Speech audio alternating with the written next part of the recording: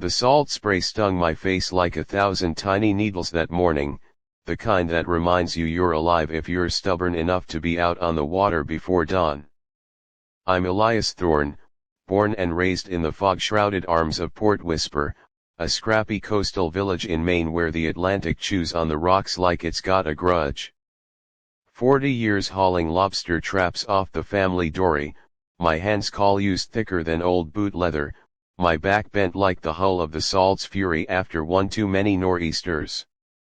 That shack on the bluff peeling blue paint, sagging porch strung with boys like Christmas ornaments ain't much, but it's mine. Inherited from Dad, who pulled it from the sea with sweat and curses, and before him Grandpa, who swore the tide would outlast us all. The air smelled of brine and pine tar, the gulls screeching their eternal complaint as I baited the last trap, chicken necks wriggling like they knew their fate. Peace. That's what retirement was supposed to be, me, the boat, and the rhythm of the waves slapping the pilings. Then she showed up. Not on foot, mind you. Victoria Langford doesn't do foot. Her gleaming black Escalade crunched over the oyster shell drive like it was auditioning for a monster truck rally, kicking up dust that mixed with the sea mist into a gritty fog. Out she stepped, all 5 nothing of her in pearl white capris and a linen blouse that screamed "I summer here," clipboard in one manicured hand, the other shading eyes hidden behind oversized sunglasses. Behind her, 2 goons in ill-fitting polo shirts hired muscle from away, by the look of their soft bellies flanked like mismatched bookends. "Mr. Thorne," she trilled, voice slicing through the gull cries like a foghorn. "Victoria Langford, President of the Port Whisper Coastal Preservation Society. We've received complaints about your activities." She gestured at my traps stacked by the boathouse, the boys bobbing in the cove below like colorful boys in a drunkard's dream. "These unsightly contraptions are a blight on our pristine shoreline. Cease immediately, or we'll be forced to involve authorities." I straightened up, wiping fish guts on my oilskins, the metallic tang of bait clinging to my fingers. Authorities in Port Whisper, the only authority was the harbor master, old Pete, who owed me for fixing his outboard last winter. "Ma'am, this here's my livelihood. Been trapping these waters since before you could spell lobster. What's this society got to do with it?" Her lips pursed like she'd bitten a lemon dipped in entitlement. "Everything, Mr. Thorne. We protect this community's heritage from interlopers." "Interlopers? Me, whose blood's as salty as the bay." She thrust a laminated notice at me, fancy letterhead, gold embossed seal looking like it came from a dollar store trophy shop. "Fined $500 per day until compliance, pay up, or lose your mooring." Then she turned on her heel, heels clicking like castanets on the gravel, and peeled out, leaving tire tracks in my driveway and a knot in my gut tighter than a storm line. What would you do if some weekend warrior in designer duds rolled up to your doorstep, waving fake paper like it was the Magna Carta, trying to sink your family's legacy for a quick buck? I'd love to hear your stories in the comments, your Karens, your clipboard crusaders. Drop a like if you've ever stared down a bully with a badge they printed in their basement. Hit subscribe, cause this tale of tidal justice is just getting started. Let me take you back to how I washed up in this mess. I'd poured my life into the sea. Dad went down with the Whisper wind in '89, a rogue wave off Monhegan, they said, but we knew it was the drink and denial. Left me the boat, the shack, and a trap line that's fed 3 generations. After the Navy 4 years keeping diesel engines humming on a tin can in the Gulf, I came home, married sweet Josie, God rest her, taken by the big sea 5 years back, raised our boy Caleb to captain his own rig out of Gloucester. Now, at 55, with arthritis gnawing my knuckles like a persistent crab, I figured I'd ease into semi-retirement, mend nets in the mornings, Sell pots to tourists in the afternoons, watch the sun bleed orange into the Atlantic from my porch swing. The village was my anchor, salt-crusted lobster shacks lining the harbor, the bell buoy clanging like a drunk uncle at closing time, the air thick with clam flats at low tide and wood smoke from clam bakes come summer. Folks knew each other by the shape of their wakes, Widow Hargrave's skiff puttering for quahogs, the Larson boys racing their catboat like it was the America's Cup. Victoria Langford blew in like a Category 5 2 summers ago, fresh from Boston's Back Bay with a trust fund and a chip on her shoulder the size of Cadillac Mountain. 50ish, bottle blonde hair piled like a seafoam crown, always in those athleisure sets that cost more than my monthly diesel.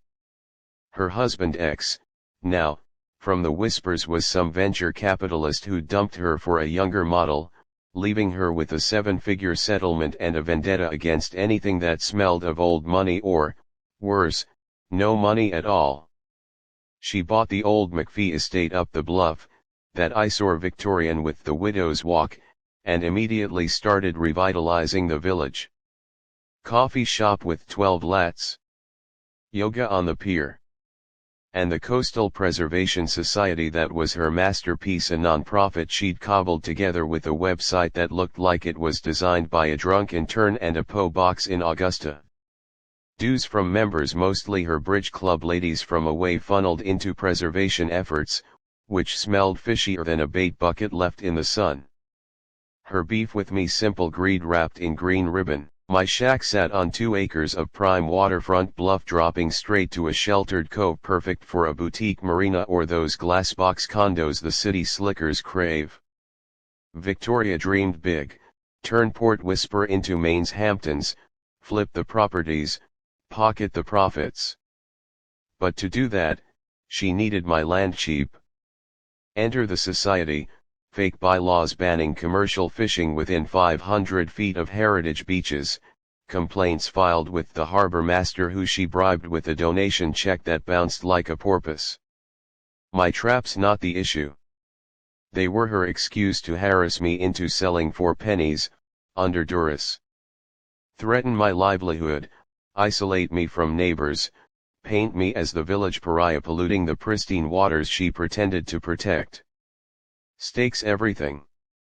Lose the shack, and I lose Dad's ghost in the floorboards, Josie's wildflowers choking the porch, Caleb's boyhood forts in the boathouse. This wasn't about lobsters. It was about erasing a life she'd decided didn't fit her Pinterest board. First came the nuisances, petty as chigger bites but relentless.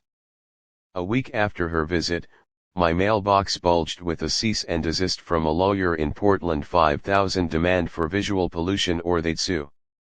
I laughed, filed it with my bait receipts, but then the tickets started. Illegal mooring. Hazardous waste, my bait barrel, for Christ's sake. Each one a crisp yellow tag fluttering from my traps like bad omens, slapped on by her goons while I was out hauling. The harbor master, Pete, pulled me aside at the co-op one fog-drenched dawn, coffee breath mingling with diesel fumes. Elias, I hate to say it, but the society's got pull with the selectmen. That check cleared this time, $10K for harbor improvements. Pull bought, more like. I started snapping photos, timestamps on every tag, GPS pins on the violations that magically aligned with society patrols. 30 years reading tide charts teaches you patterns. This was a squall building. She escalated like a king tide. Anonymous calls to the fire marshal, my boathouse a fire trap, they claimed, though I'd rewired it myself last spring, sparks flying like 4th of July. Inspector showed up in his Crown Vic, scratching his head at the new breakers, muttering, looks code to me, Elias. Smells like someone's got an agenda. Cost me a morning's haul, though, steam rising from my pots as they sat undelivered. Then the whispers, at the general store, Mrs. Kowalski been buying my catch since diapers leaned in over the pickle barrel, voice low as the hum of the cooler. Victoria's telling everyone your traps are killing seals, Elias. Got petitions circulating says you're blackballing the village.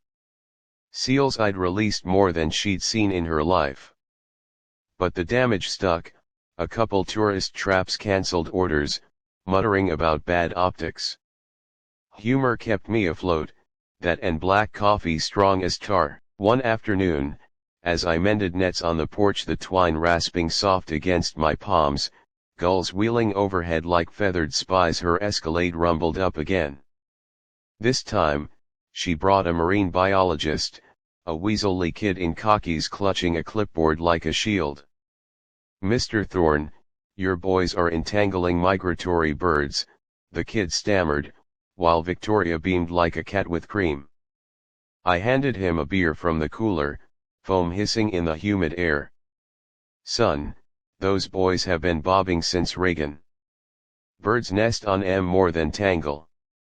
Turned out the kid was an intern from her society, unpaid and miserable. By sunset, he'd texted me photos of her research photoshopped seals with my trap numbers circled in red. Irony, the file metadata showed it was edited on her laptop, time-stamped during a yoga retreat in Kennebunk. My counter methodical as setting a trap line. I'd logged every interaction in a battered ledger, Dad's old one, pages yellowed like old sails. Allies emerged from the mist: Pete, who started accidentally shredding her complaints; Lena from the library, a whip-smart paralegal moonlighting for the Historical Society, who dug into Maine's nonprofit laws over chowder at the wharf rat. Elias, this society smells off. No IRS filing, no state.